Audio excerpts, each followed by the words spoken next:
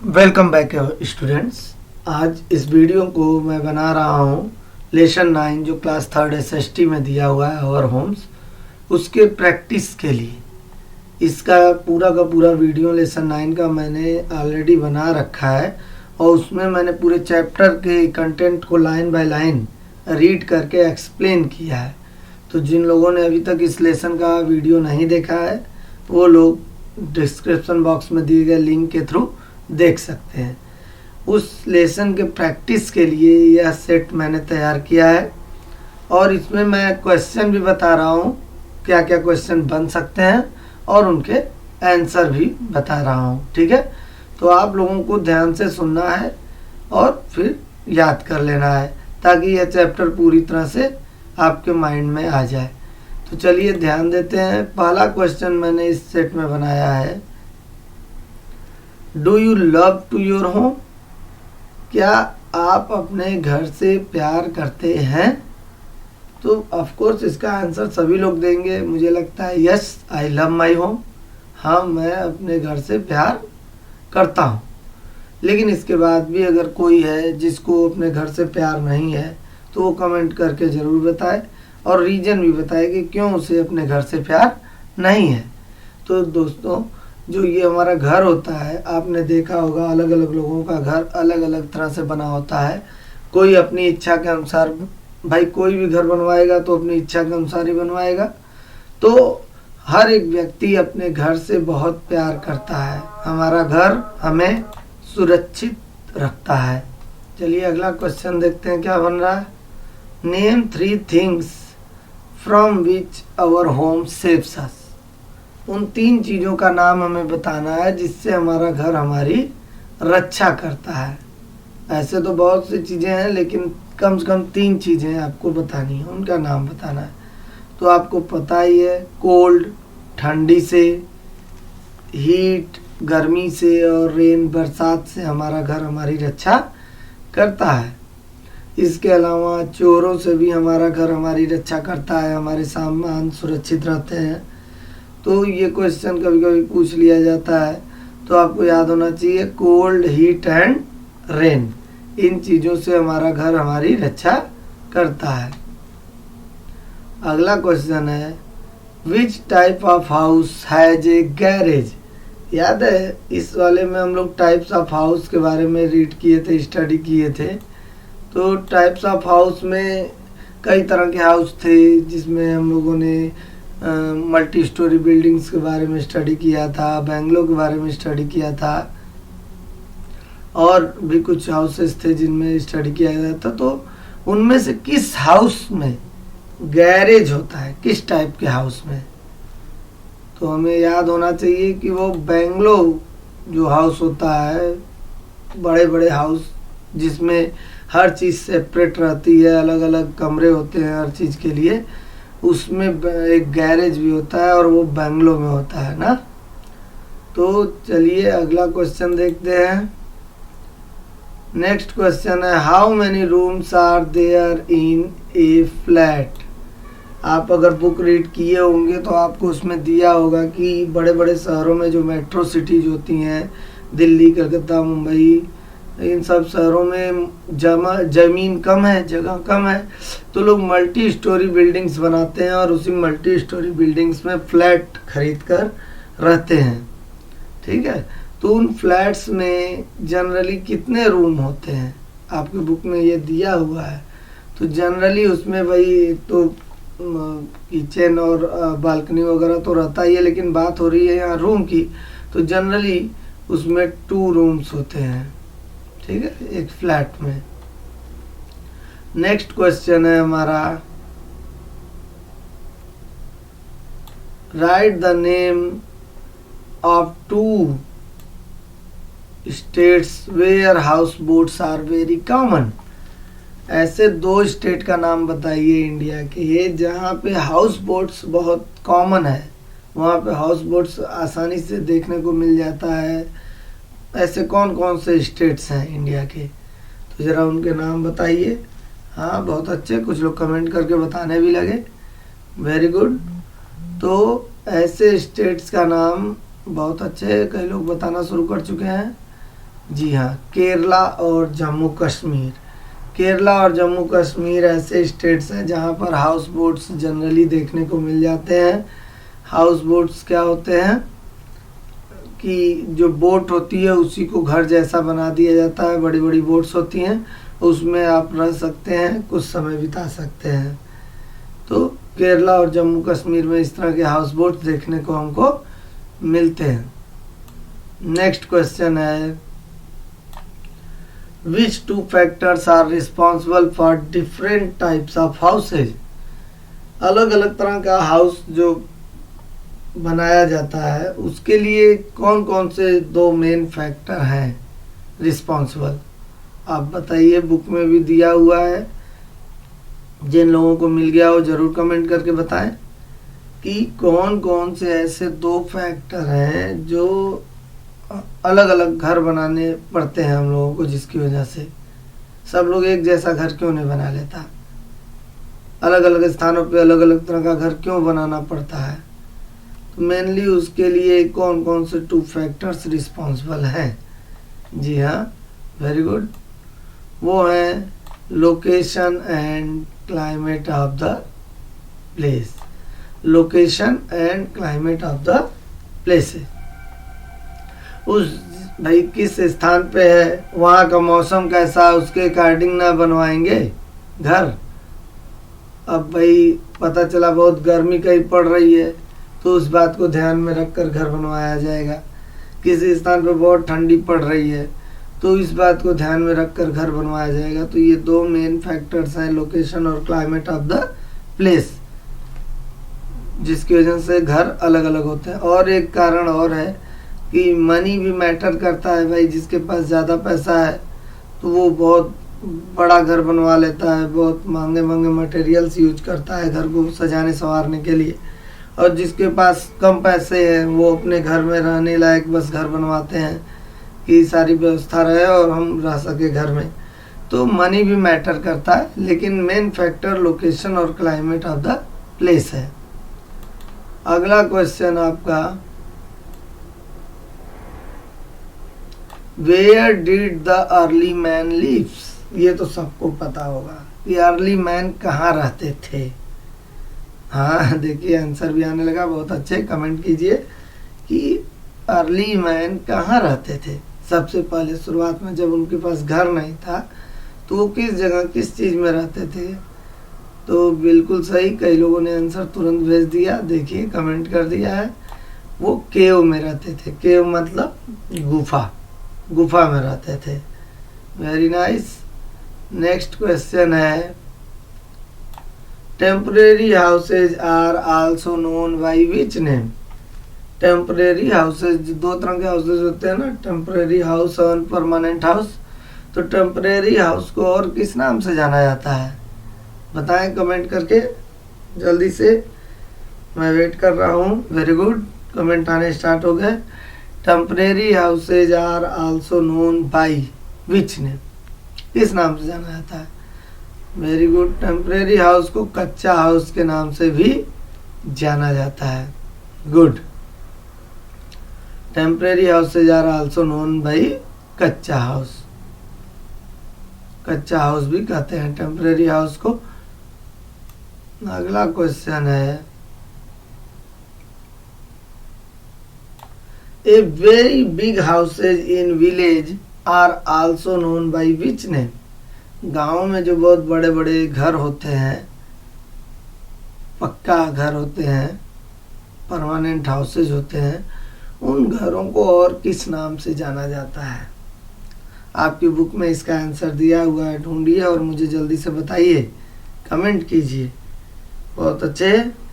A very big house in village, गाँव में जो बड़े बड़े पक्का हाउस होते हैं, परमानेंट हाउस होते हैं, उन घरों को किस नाम से और जाना जाता है। जनरली उसको उसी नाम से बुलाते हैं गांव में।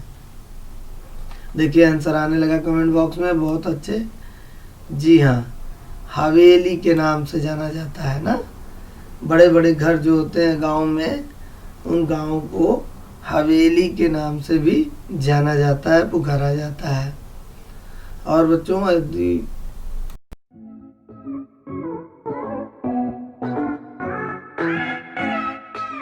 यदि ये प्रैक्टिस सेट और इसके क्वेश्चंस आपको पसंद आ रहे हैं और आप चाहते हैं कि मैं इस तरह के क्वेश्चंस बनाता रहूं प्रैक्टिस के लिए, तो आप कमेंट करके ज़रूर बताएं।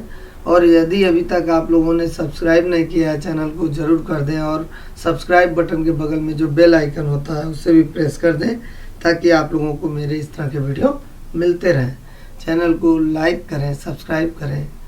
तो आगे देखिए, नेक्स्ट क्वेश्चन है, which type of houses are made with sloping roofs. ये तो सबको पता है, कई बार प्रैक्टिस हो चुकी है कि कहाँ के हाउसेज जो होते हैं, किस तरह के हाउसेज होते हैं जिनकी रूफ जो होती है, छत स्लोपिंग होती है, ऐसे स्लोपिंग होती है।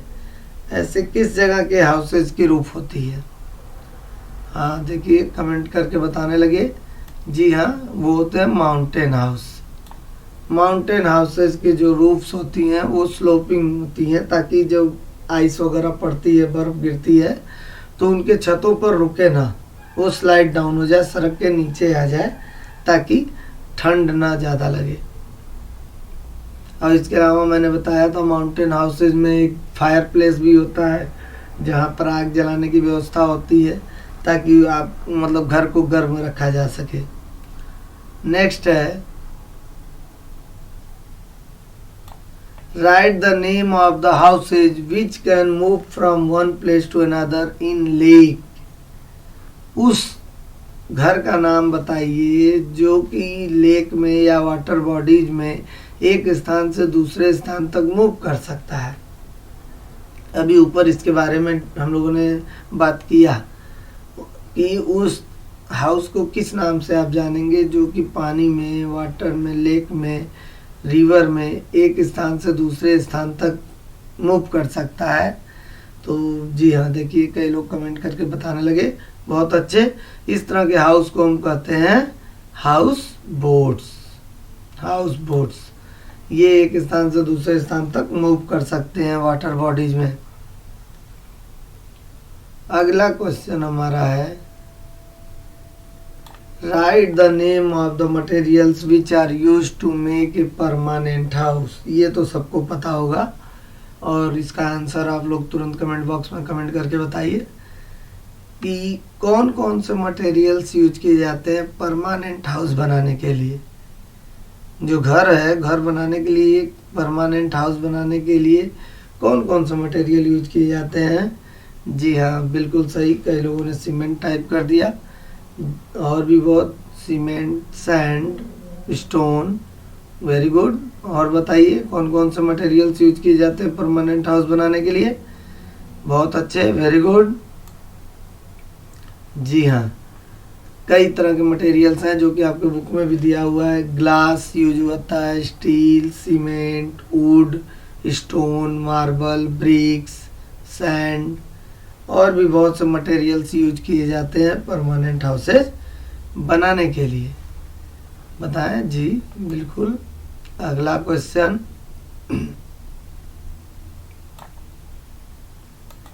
देखिए, write the name of the materials which are used to make a temporary house. Temporary house यानी कच्चा हाउस को बनाने के लिए किस किस मटेरियल की ज़रूरत होती है? आपको ये बताना है कि कच्चा हाउस या टेम्परेरी हाउस बनाने के लिए कौन कौन से मटेरियल यूज किए जाते हैं। तो आपके बुक में ये दिया हुआ है, आप इस क्वेश्चन का आंसर दे सकते हैं। देखिए कई लोगों ने कमेंट बॉक्स में कमेंट करना शुरू कर दिया, बहुत अच्छे, ये एक्टिव बच्चे हैं। जी हाँ, जो है कच्चा हाउस या टेम्परेरी हाउस बनाने के लिए हमें बम्बू की, स्ट्रॉ की, ड्राइड लीव्स की और मड की ज़रूरत होती है। इसके अलावा कई लोग सीट यूज करते हैं और भी बहुत सी चीज़ें यूज कर सकते हैं। जनरली वो स्लम एरिया में यूज किया जाता है, लेकिन जनरली जो टेम्परेरी हाउस होती है जिसमें हट आता है, झोपड़ी वगैरह, तो उसको बनाने के लिए बम्बू, स्ट्रॉ, ड्राइड लीव्स और मड की ज़रूरत पड़ती है। इनकी सहायता से क्या होता है, टेम्परेरी हाउस बनाया जाता है। नेक्स्ट क्वेश्चन है, write the name of the materials which are used to make a house in areas that are prone to earthquake. Earthquake का मतलब होता है भूकंप। जिस एरिया में या जिस जगह भूकंप बहुत ज़्यादा आते हैं, अर्थक्वेक बहुत ज़्यादा आते हैं। अर्थक्वेक में, भूकंप में क्या होता है ना कि पूरी की पूरी ज़मीन बहुत तेज़ से हिलने लगती है। तो जिस एरिया में अर्थक्वेक ज़्यादा आता है, भूकंप ज़्यादा आता है, वहाँ पर वुडन हाउसेज ज़्यादा बनाए जाते हैं।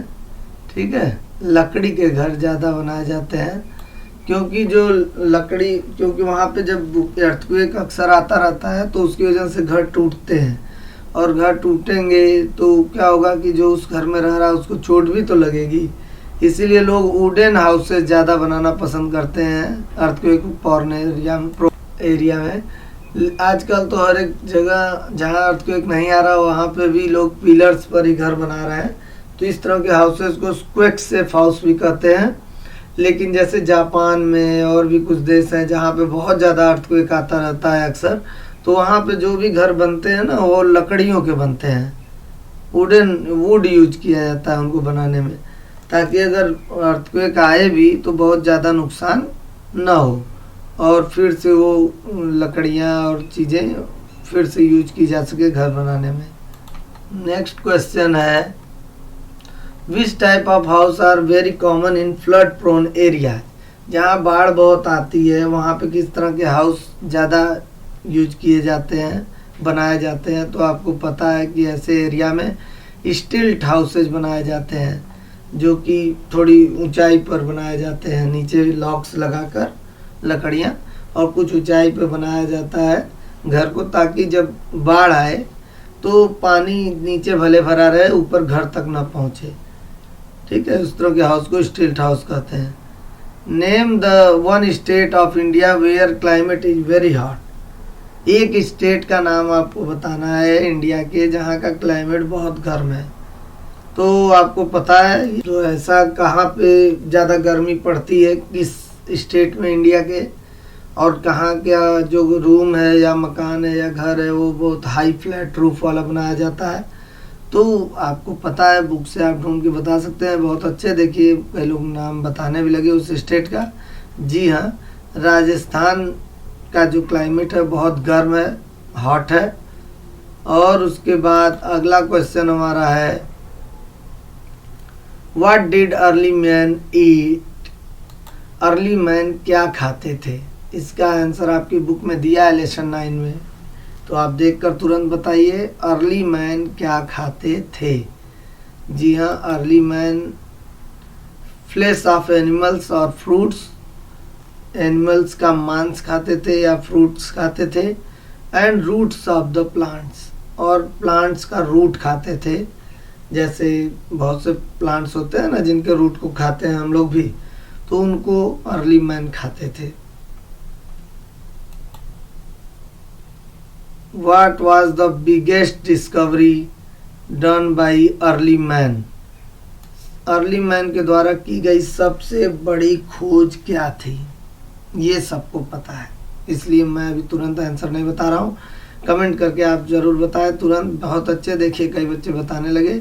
जी हाँ, जो सबसे बड़ी खोज थी अर्ली मैन के द्वारा वो थी फायर, क्योंकि फायर की खोज के बाद ही अर्ली मैन खाना बनाकर खाना सीखा, खाना पकाकर।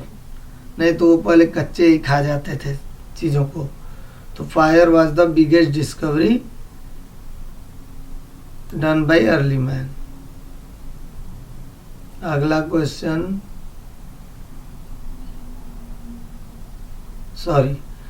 ये देखिए इतने क्वेश्चन इस चैप्टर से हमने बनाए हैं प्रैक्टिस के लिए। उम्मीद है आप लोगों को ये वीडियो पसंद आया होगा और काफ़ी कुछ जानने को भी मिला होगा, और रिवीजन भी आपका अच्छा खासा हो गया होगा आपके इस चैप्टर का। तो ठीक है, एक बार फिर से अगर वीडियो पसंद आया तो ज़रूर लाइक करें, शेयर करें, कमेंट करें, और यदि आप चाहते हैं कि मैं इस तरह के अलग अलग लेसन के वीडियो बनाता रहूं तो ज़रूर कमेंट करके बताएं।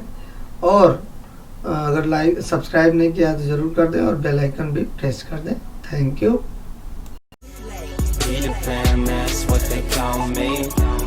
Promise that you'll never be lonely.